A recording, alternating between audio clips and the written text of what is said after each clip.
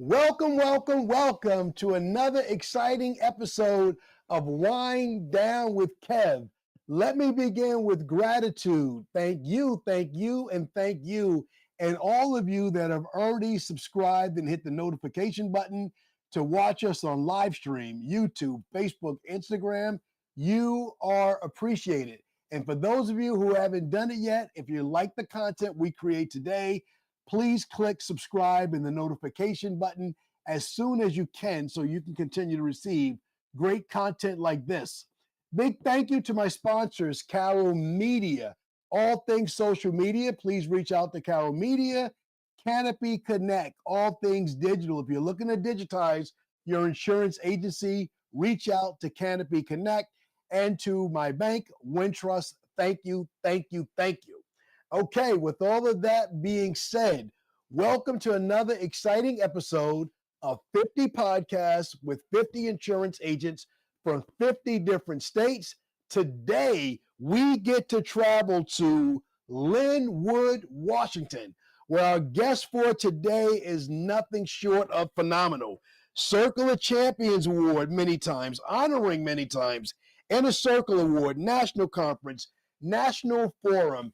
And in addition to all the awards she's won for her high level performance, she gives even more back to the community that she works in and that she serves. So, ladies and gentlemen, put your warm wind down with Kev hands together and give a warm welcome to Michelle Tullius. Welcome, Michelle. Hello, hello. Thank you. Thank you for having me. I absolutely love it. And thanks for making your way all the way from the East Coast to the West Coast for me. The airport, I had some challenges, but we did what we could do, and now I'm here. And I love the great state of Washington. It's actually one of, I think it's about 14 states that I've never been to yet, but one day Washington will be on my radar, and I will get to go there and check it all out. But speaking of being up in the air, can I wish you a happy belated birthday?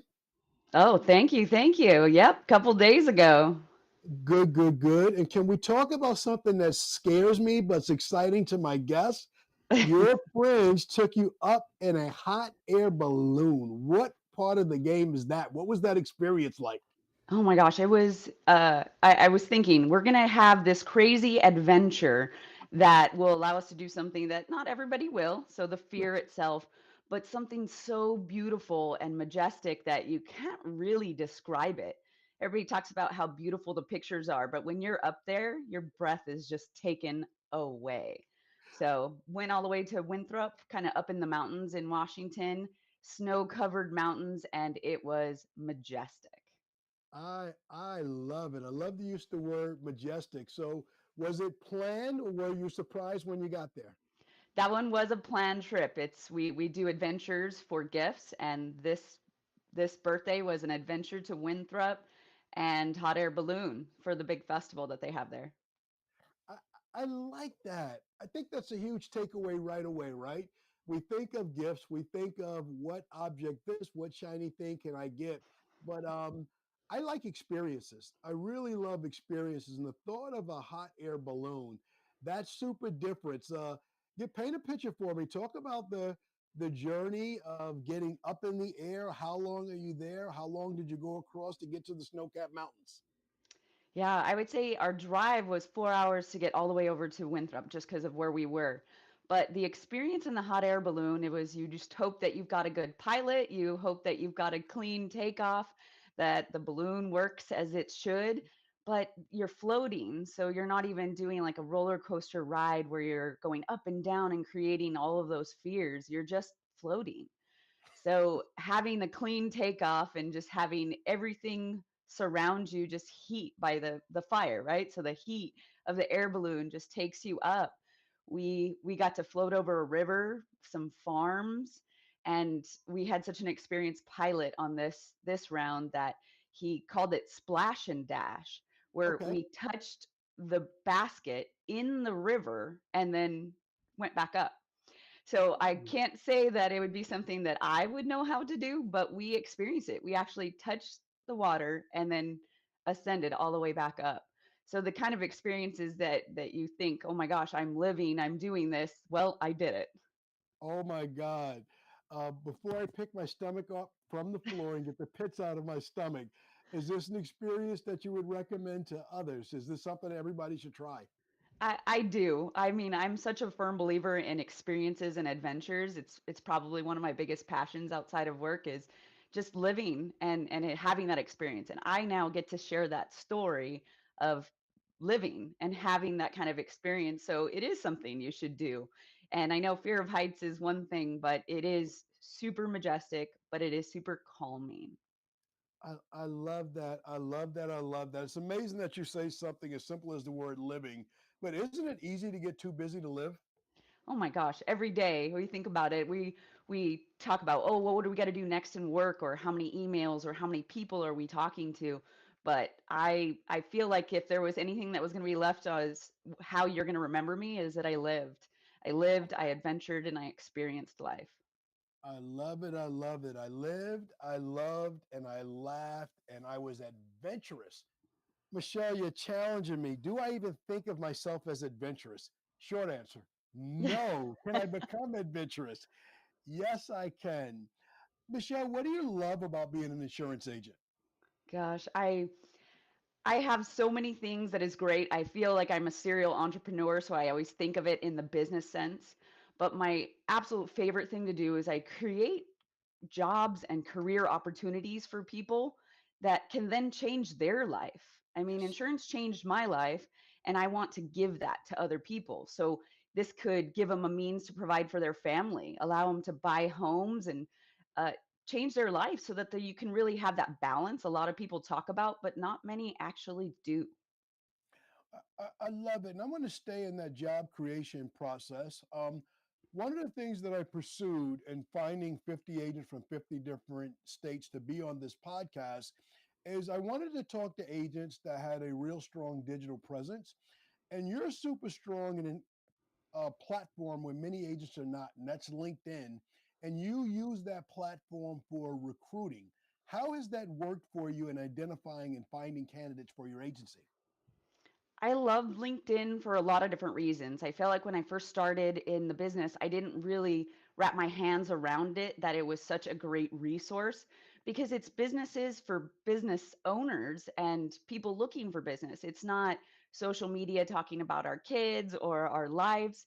It's really business focused. So you're on there to learn about businesses, meet business owners, look for jobs. And so getting a good presence out there and being very connected with a lot of people in our community throughout the state and across the US was my first. Then Yes. being able to give myself a known face and a known community about my business allowed me to then recruit great talent because people knew what I did, where we were, and what we were about.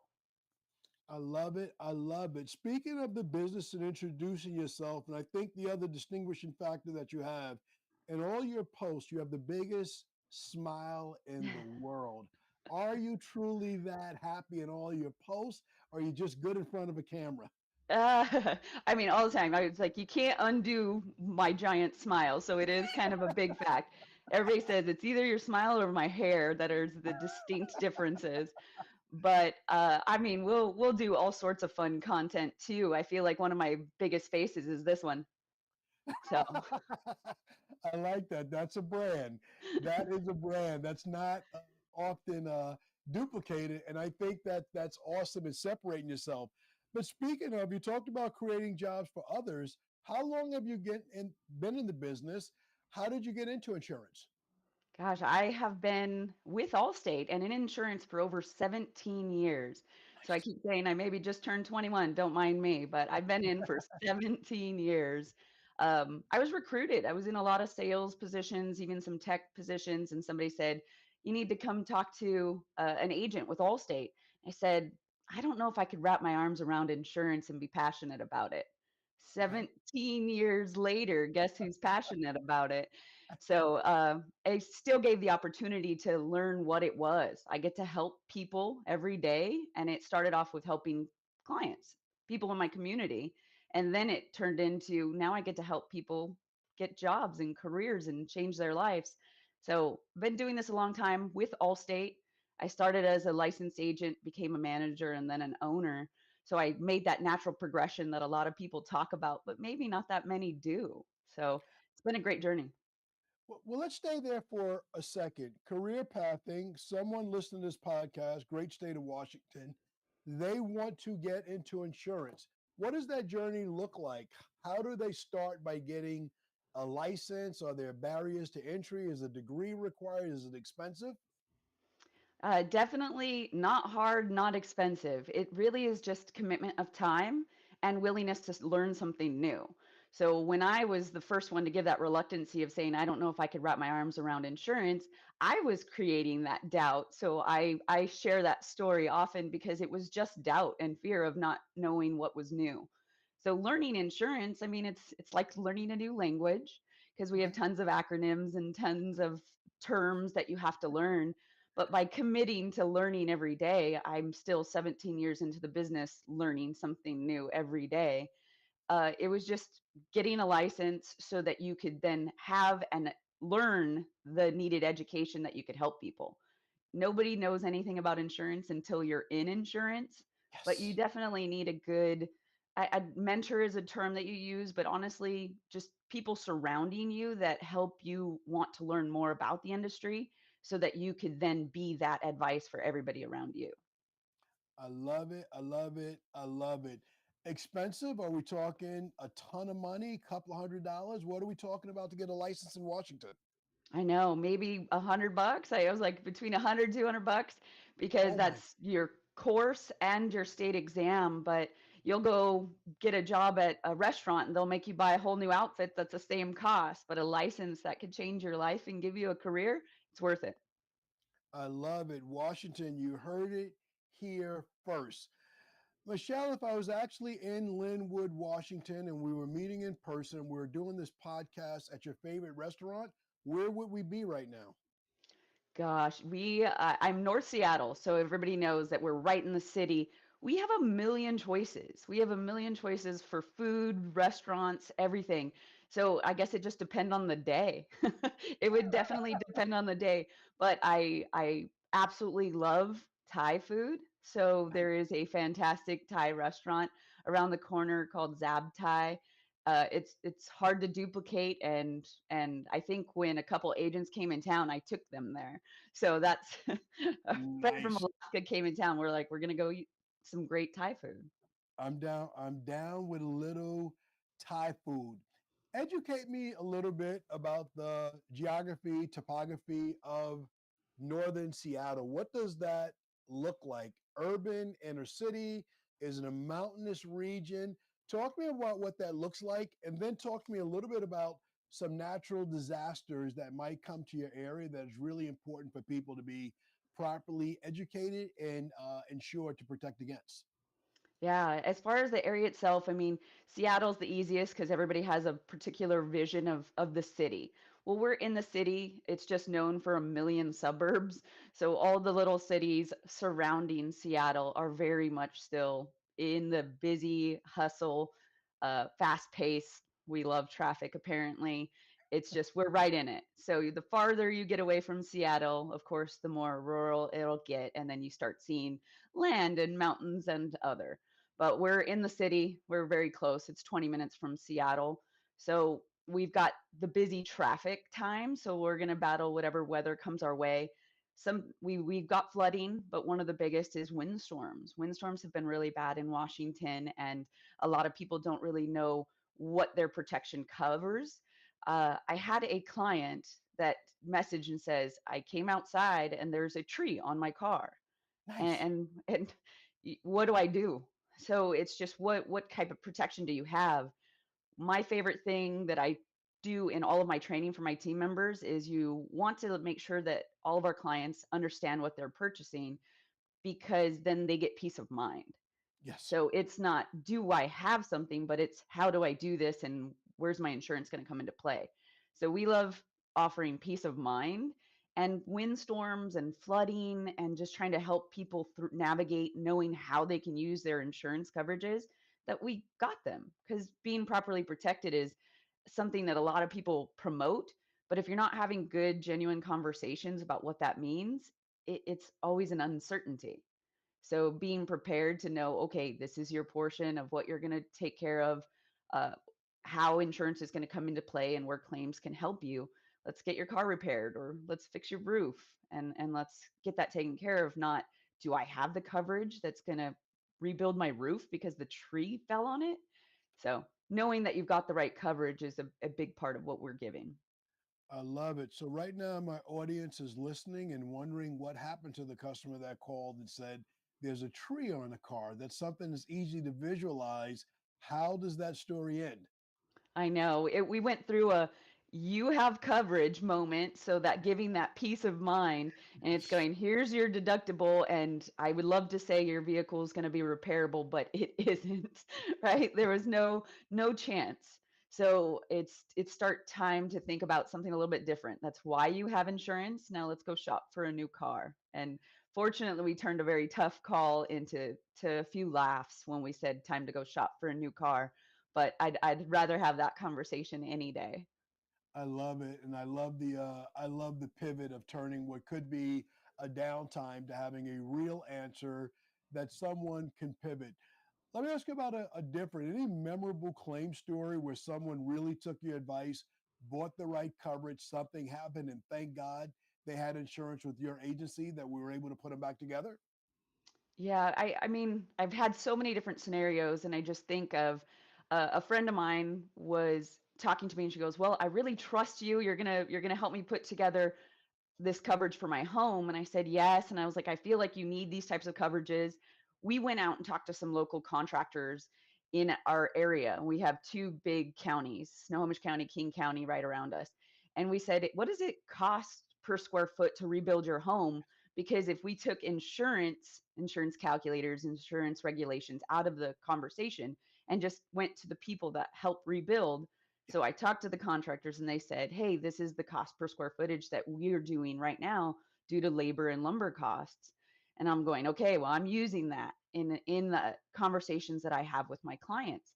So we share that with our clients that local contractors tell us cost per square footage that just helps us better advise. One person literally told me, well, I trust you, thank you for getting this taken care of. And 5 years, probably about 5 years, had a total loss to their Wow. home. It Wow. was absolutely devastating to be on the other end. And I'm like going, no, please don't. But the claims representative called me and said, we're calling the client. We've done this. They have a fantastic policy. Claims Yeah. representative told me this. They have a fantastic policy. So we're going to help them through the process. It's not going to be a limited coverage extension. So that was like made my whole year career. I don't know, made my whole life to have a claims representative said they have a great policy in place, that they're not going to be limited on what they can help pay out. And going back to what you said earlier, the extreme peace of mind knowing that they're going to have the home that they were living in rebuilt to those specifications because they have the right coverage and they didn't kick and scream and fight you on it and say, no, I wanted to be $10 less. That's a wonderful story. If I can just delve a little deeper, what caused the total loss? Water, fire, wind? That was fire. It was Yeah. an electrical fire. Wow. I know. Completely unexpected. Yeah. Dryer, stove, walked away from cooking, all things that people don't think about that happen every day, but they're called accidents for a reason. So, Michelle, you've painted a picture of where your agency is in North Seattle. I think the thing that I think about as a New York who's never been there, when I think of Seattle, I think of Sleepless in Seattle. I think of the Needle, or definitely I think of the Seahawks and those sorts of things. That comes to mind. But tell me about your location. Do you have your retail location as a place where you get a lot of walk-in traffic, or is your area where more people are going the digital route, where you're doing more business over the phone and more business online? Yeah, I would say we live in a very digital area and world, so majority of what we do is over the phone. But we've got a very welcoming, awesome, great location in Linwood. I often joke we're off of 164th Street in Linwood, and it's 4 lanes up and down. But the freeway that's just up the street is 2 lanes each way. So our road is bigger than the freeway. So I often joke that it's obviously a very busy area. So Linwood is booming, great community. I live, work in, so it's just a very busy city. One of the biggest go-to malls is right here. Lots of restaurants, lots of communities. Well, I've never been there, but I've been in many places around the country where there's a four-lane highway. They only build those when there's a lot of action, a lot of traffic. Fair to imagine, a lot of new movers, a lot of new construction. Absolutely. I feel like they put in another 10,000 person apartment, and we're going, how do they keep finding this room? But they keep adding apartments and homes up and down this very, very busy street. So Major employers, what's attracting everyone to Linwood, Washington? What's attracting everyone? I mean, we've got all the bigs here: the Boeing, Microsoft, Amazon, Starbucks. If you haven't heard from them, they're all here. So if you think about it, I'm Allstate, and I'm trying to recruit people and saying, no, don't work for Boeing, work for Allstate. No, That's it's a competitive. great it's a great part area, but there's always people moving to Washington. I love it. I completely love it. Michelle, you have an arm's length of community involvement. There's one or two in particular I want to ask you about, but let me start by asking about passion. What's a community passion project that you're working on right now that's important to you? I absolutely love working with the Boys and Girls Club. I mean, we've done Special Olympics, we do a lot of things with the local schools, but the Boys and Girls Club just holds dear to my heart because my daughter was there for a little while too. Okay. But it's like the YMCA's and the different organizations that give kids after school programs, all sorts of stuff. But the levels of stuff that they do is vast, Yes. but we'll go to each of their events, and we've hosted carnival events where we just do games all day. But we've even done it to where how more can we give back to these local communities, and we'll do a cleaning, deep cleaning event, Nice. volunteer where we can go clean the whole club for them. But it's just about making sure that we're there and supporting our future, which is the kids in our community. So I love the Boys and Girls Club program, and will continue to work with them as much as I can. I love it. I love it. I love it. I've done a lot of volunteer work. One thing that I haven't shown up at is a deep cleaning, and cleaning is a part of my background. My father started an office cleaning business the year I was born. My brother still has that business to this day, many, many years later, and cleaning is a first service that everyone needs. So, talk to me about the Special Olympics. For some reason, I see yourself there, not just as a sponsor in a financial sense. I see you involved in hands on events. Give us a picture of what's the nature of these Special Olympics and what specifically you might be doing in this role. Yes. Well, I love the Special Olympics program. I love that they have so many fantastic athletes, and they're competing for major regionals and uh I guess just different tournaments and events. So we try to go every type. We've done soccer and basketball and softball, bowling leagues, all that we can. I love volunteering at the events. They need scorekeepers, they need check-ins, they need everything. But what we've been doing since I opened is we actually do volunteer events for my entire team, my agency. So once a month we have optional, and once a quarter we do something together. So we'll put it on our calendar, and we'll say we're going to Special Olympics uh, regionals basketball tournament, and we just literally will go there as a group, and we just try to help in any way and every way. But my favorite part is we get to be cheer squad. So we get to Yes. cheer on these amazing Yes. athletes that are out there competing and doing their thing. So I love the Special Olympics program and all the athletes. I really love your answer and the role. You're doing something now that I'm pivoting to do. Community involvement's been important to me in my agency, but it's been a lot of causes that are important to Kevin. This year, I'm saying to my team in 2025, I want to support the causes that are important to them. And everybody has something that's important. So if you want to show up in the area of the community, it's not just about us. It is about the team and supporting what's near and dear to them. Life shows up and makes us all passionate about different things for a different reason. And I think it's important for me as a leader to show up as a servant as not necessarily as a leader all the time. So I love what you're actively doing with your team now and their involvement, because you get a double benefit. Not only are you cheer squad for the Special Olympians, it's a team building exercise for your team. Am I seeing that correctly? Are they enjoying working on something outside of insurance together and getting to know each other a little bit better? I do. I always said that we did a team bonding thing and then a volunteering thing, but it really is just something that we're not talking about work. We're not in this space and we're not insurance agents at that moment. We're just in the community, we're cheering, we're helping, we're doing, and I feel like it's out of our own space. So it helps everybody just be more human. Huge, huge, huge, huge. Side note, next team event we're working on is a group cooking event. It was something I got a chance to do at an event, but I want to do it with my team where we all go to different cooking stations, and one group works on meat, one works on veggies, one works on this or that, and we put together a meal. Takes away all the stripes of any leadership. It's either you can burn in the kitchen or you can't, Love it. and you have to work, and you have to work together. So, Michelle, I want to come back to your digital presence. You talked about you're in an online, you're in a high tech space, high end users there, and people that are busy and don't have a lot of time. Talk to me about the importance of your digital presence and helping new customers, new movers to the northern Seattle area be able to find you. How important is it to you have for you to have that for customers, and how does it show up? How does it work out for you? I mean, being able to be found is one thing, and so we tell that to every one of my team members.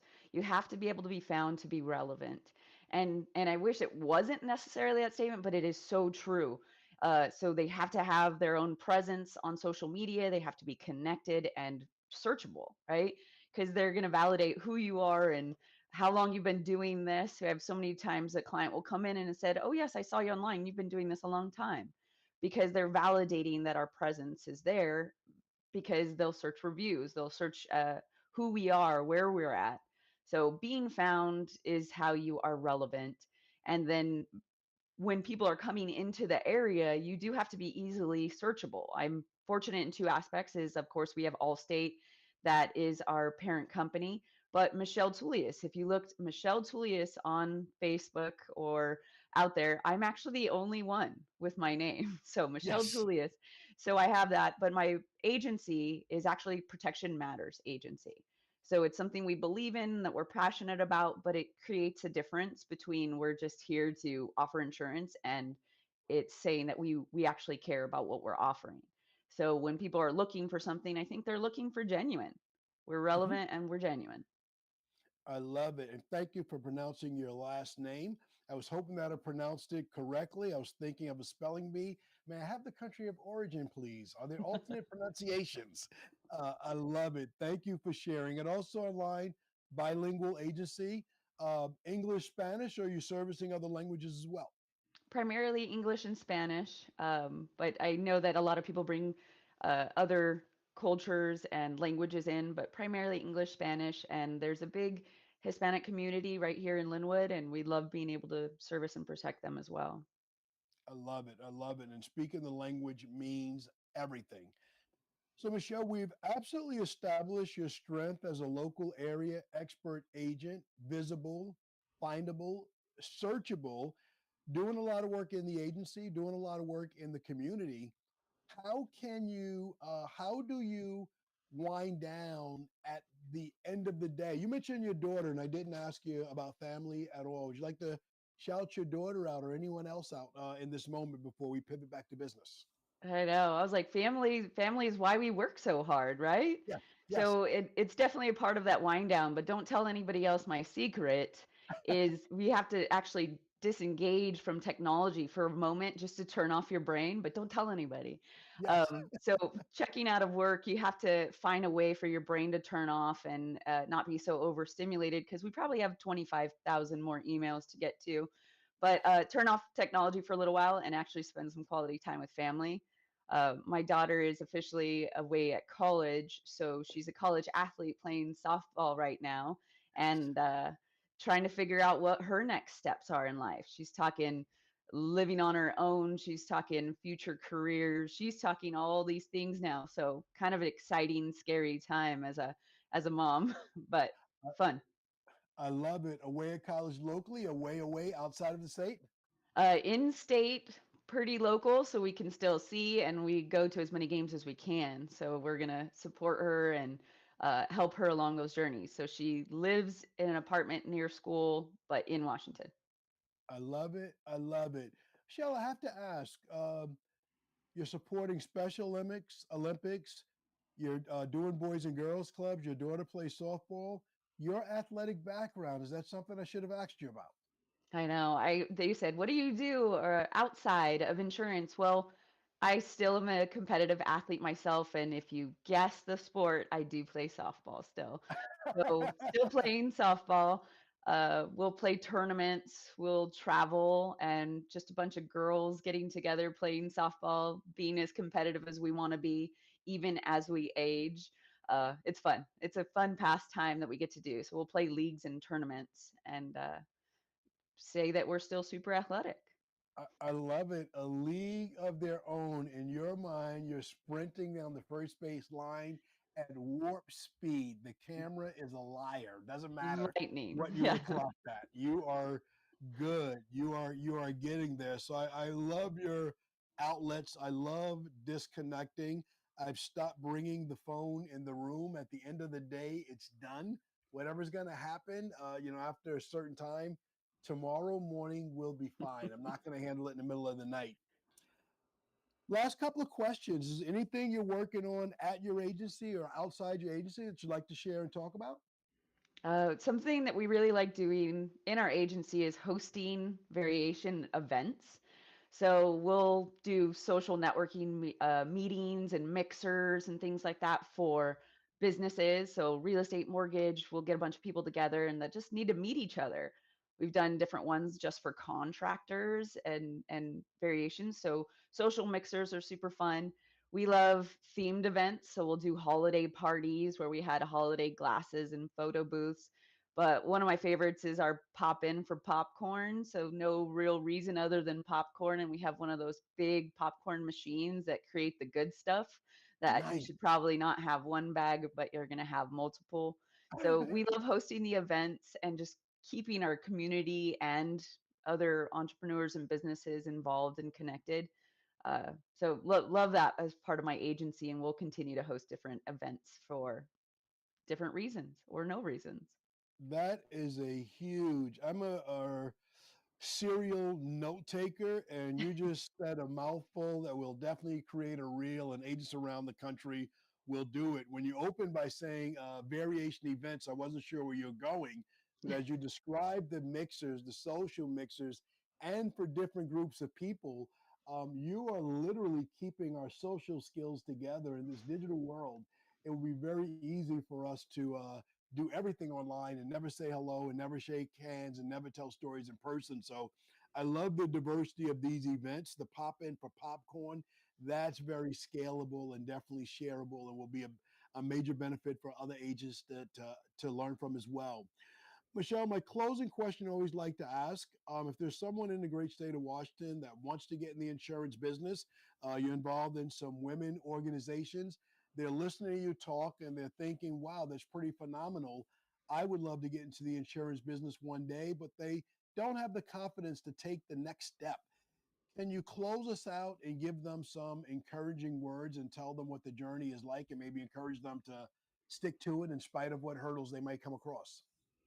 Yeah, I feel like social media tells a story.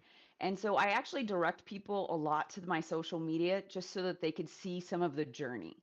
There's going to be some good, some bad, some crazy stories. There's going to be business related stuff, and they're going to go, "Well, man, you do a lot, right?" But the story that it tells is a journey, a journey of what got me into it and what it's created. I don't just do social media and there not being no content behind it. We volunteer because we love helping people in the community. But if I didn't have the platform that created the opportunity, it it's nothing, right? So being able to say I got into a career path, I got onto a journey because I just committed to getting a license, and then I got in somewhere that was great. I'm very truthful with everybody up front. Make sure it's something that you could wrap your hands around. Make sure it's something that you're willing to invest in learning every day, because it is a challenging career. And I say insurance is a super fantastic industry, but it isn't right for everybody. So it does take some guts to get into and a lot of learning, but it can change your life. And are you wanting something bigger than what you have now? I love it. Those are very, very strong, encouraging words. Michelle, thank you so much. You're a phenomenal guest. You took us all around Seattle, Linwood, the 4-lane highway. Most importantly, you took us up in a hot air balloon to the snow capped mountains. I'm like listening to music in the background. The song escapes me right now, but as you say, the snow covered mountains, it just stays with me. But Fleetwood Mac, that's what I'm thinking about as you describe it. But thank you so much. Absolutely phenomenal as a guest. So, ladies and gentlemen, thank you so much for taking time out of your busy schedule, for watching us on live stream, YouTube, Facebook, Instagram, wherever you caught us at live today, or if you're listening to this on your favorite podcast platform at a later date. Thank you. If you enjoyed this content, awesome guests like Michelle Tellius, please click the subscribe and like button below so you can be notified when this content becomes available on our channel. So thank you. Thank you to our sponsors, Canopy Connect, Carol Media, Wintrust. Thank you, thank you, thank you. And thank you once again for winding down for another episode of Wind Down